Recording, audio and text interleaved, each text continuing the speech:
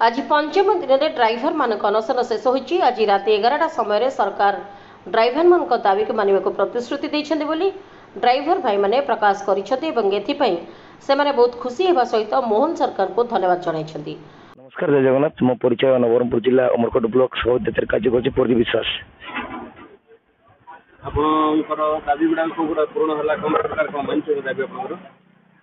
आज्ञा धन्यवाद देवी आम मोहन सरकार को कहीं जो प्रतिश्रुति देले जे किछि दिन लगे पूर्ण होगा सागे सागे तो हम ना जो राज्य कमिटी भाई मैंने जो वार्ता आमको देले से आम शुणलु। जाओ धन्यवाद आम जनाऊँ सरकार को। जाओ निरीह ड्राइवर किछि दाबीटा किछि दिन भितर पूरण करू बोली कहले से आम सब ड्राइवर निरीह ड्राइवर समस्त ओडिशा सरकार को धन्यवाद जनाऊँ। आम खुशी अच्छु आदि यथाशीघ्र पूर्ण हम बोले आम बेसी खुशी हबू। प्राय ड्राइवर भाई तो पड़े बोधे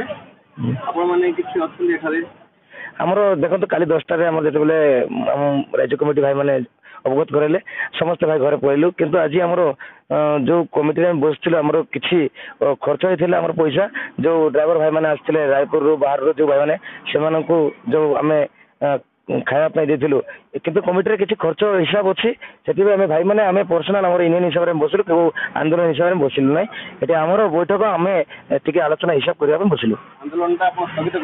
स्थगित कल रात 10टा पर स्थगित करदेलु। मोहन सरकार निष्पत्ति खुशी अच्छे? हाँ खुशी।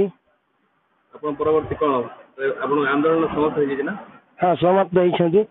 तो आम काली 10टा राति पूरा समस्त भाई मान को आम राज्य कमिटी बड़ भाई मैंने घोषणा करले ना 10टा पर 10टा बेलू पूरा ये शुणलु आम जार पटे से हेलु किंतु आम 4-5 दिन आम ये बसिक आम आंदोलन करूँ। तो आमर छत्तीसगढ़ भाई मैंने आसते सहित बस्तर भाई मैंने आसते